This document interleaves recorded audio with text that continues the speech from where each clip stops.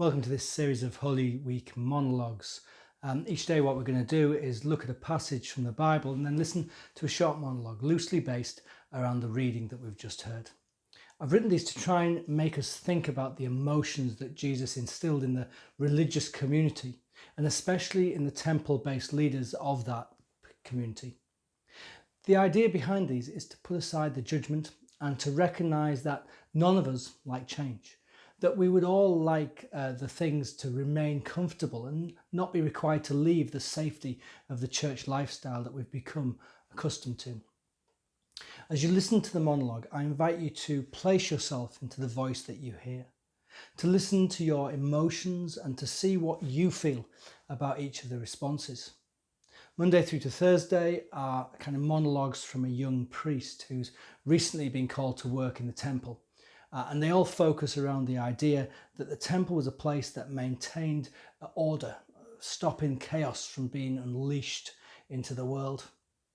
Friday is a poem that I've written called Darkness and the Veil.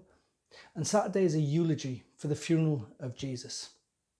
I hope that these series will cause you to think about your faith and to reflect on where we are as a church community.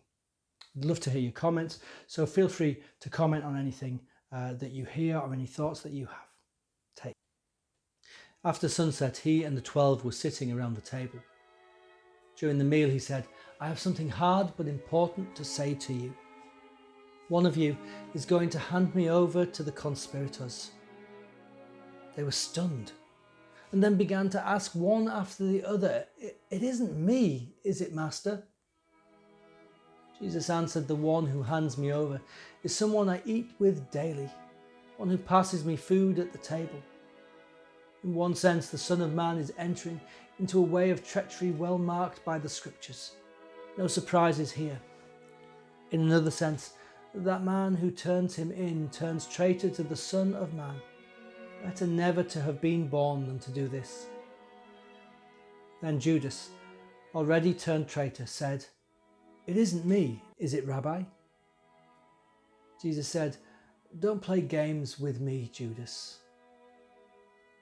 During the meal, Jesus took and blessed the bread, broke it and gave it to his disciples. "Take, eat, this is my body." Taking the cup and thanking God, he gave it to them.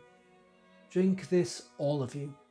This is my blood, God's new covenant poured out for many people for the forgiveness of sins. I'll not be drinking wine from this cup again until that new day when I drink with you in the kingdom of my Father." They sang a hymn and went directly to Mount Olives. And Jesus told them, "Before the night's over, you're going to fall to pieces because of what happens to me. There is a scripture that says, 'I'll strike the shepherd, helter-skelter the sheep will be scattered.' But after I'm raised up, I, your shepherd, will go ahead of you, leading the way to Galilee." Peter broke in, "Even if everyone else falls to pieces on account of you, I won't." "Don't be so sure," Jesus said. "This very night, before the rooster crows up the dawn, you will deny me 3 times. Peter protested, "Even if I had to die with you, I would never deny you." All the others said the same thing.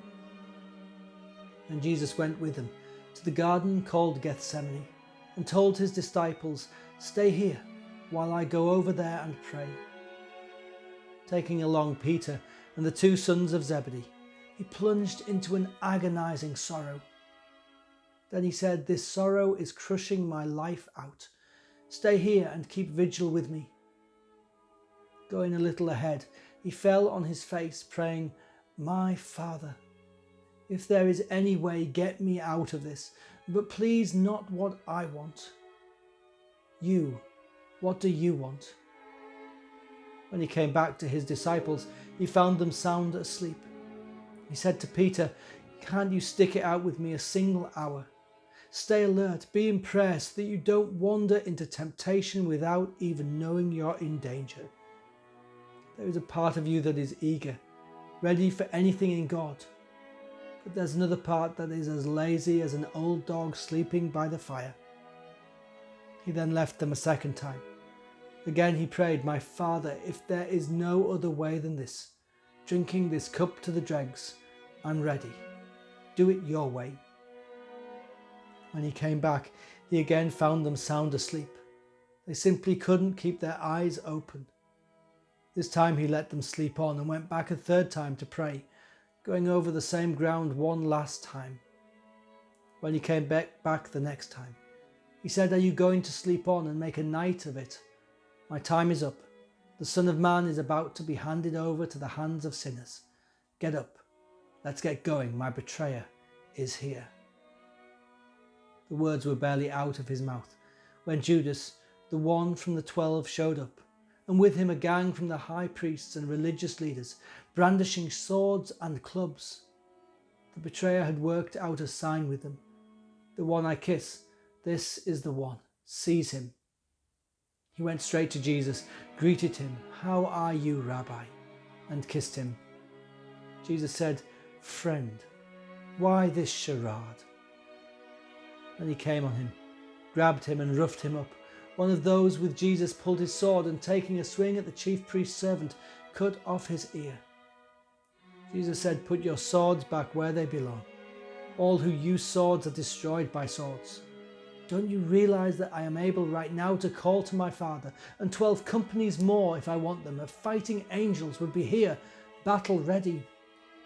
But if I did that, how would the scriptures come true that say this is the way it has to be?" And Jesus addressed the mob. "What is this? Coming out after me with swords and clubs as if I were a dangerous criminal. Day after day I have been sitting in the temple teaching, and you never so much as lifted a hand against me. You've done it this way to confirm and fulfill the prophetic writings." Then all the disciples cut and ran. The gang that had seized Jesus led him before Caiaphas the chief priest, where the religion scholars and leaders had assembled. Peter followed at a safe distance until they got to the chief priest's courtyard. Then he slipped in and mingled with the servants, watching to see how things would turn out. The high priests, conspiring with the Jewish council, tried to cook up charges against Jesus in order to sentence him to death.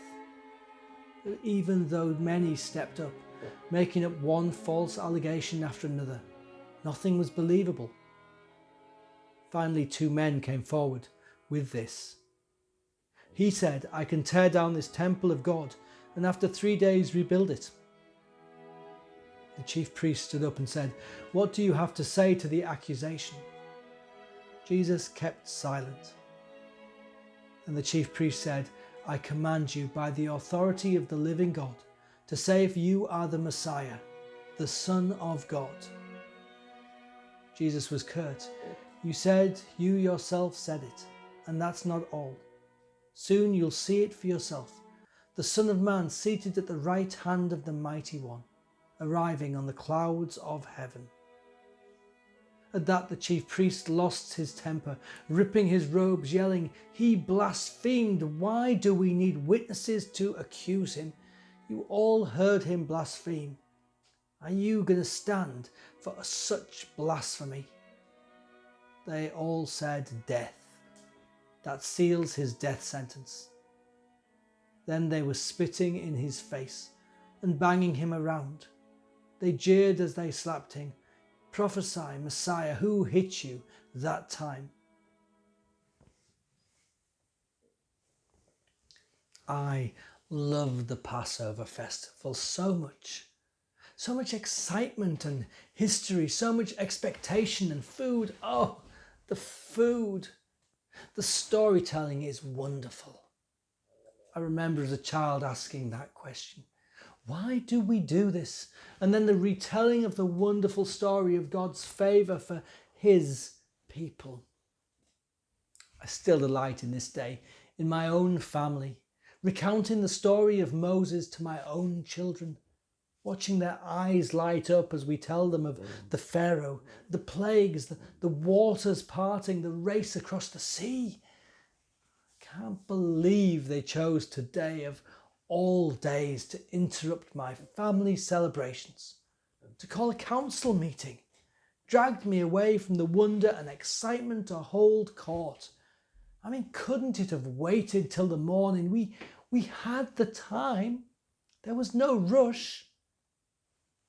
In hindsight, of course, I get it. I mean, the man needed to be stopped, and at least the streets on that particular time were quiet. I mean, of course they were. I mean, everyone with any sense was at home with their families. Those without family, well, many of them were in the temple, listening to the Hallel. As I approached the temple, those wonderful prayers echoed around the courtyard, beautiful words with a beautiful melody. I remember as I saw the heretic, my heart beat quicker.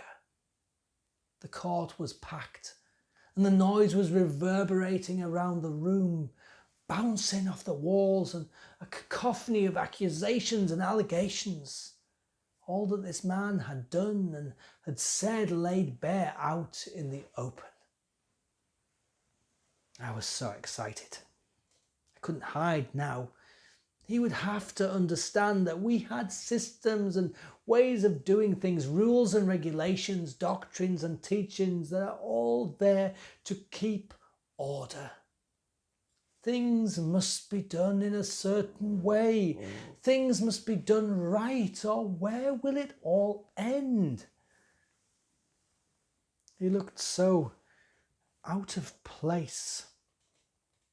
No pomp, no finery. And the thing that stood out to me the most was the dishevelled manner with which he stood before us. Dusty and dirty, he looked like he'd been up all night, and not just up at home, but out in the open. Some said they'd arrested him in a public garden where he'd been praying. I can remember thinking that he would need more than prayers tonight. I had wondered what he would say when we challenged him, what his defence would be, how he would justify his inappropriate manner and his desecration of the holy places, his failure to observe Shabbat. Interestingly, I found myself eager to hear him speak, to discover what it was that captivated people so. But it was strange. He said nothing, no defence at all, not even an attempt at an apology. I mean, our witnesses were not helpful, mind. Lots of different accounts of the same events, inconsistencies and hearsay, but no solid facts. And then, just when I thought we'd lost our chance, he went and condemned himself. Blasphemy, a declaration that he thought himself to be the Messiah of all things, and in the temple as well. Chaos right next to the Holy of Holies. Unbelievable. And yet, he said it so calmly, so matter of fact. No explanation, no, just this declaration. I felt mixed emotions, anger, frustration, confusion, and yet deep down there was something nagging at me, and I still can't put my finger on it. Maybe this is what chaos really feels like. I mean, we are just not used to it here in the city where we have a ways of doing things, because here we know how the world works. This is how chaos is kept at bay. This is God's house. This is where he dwells.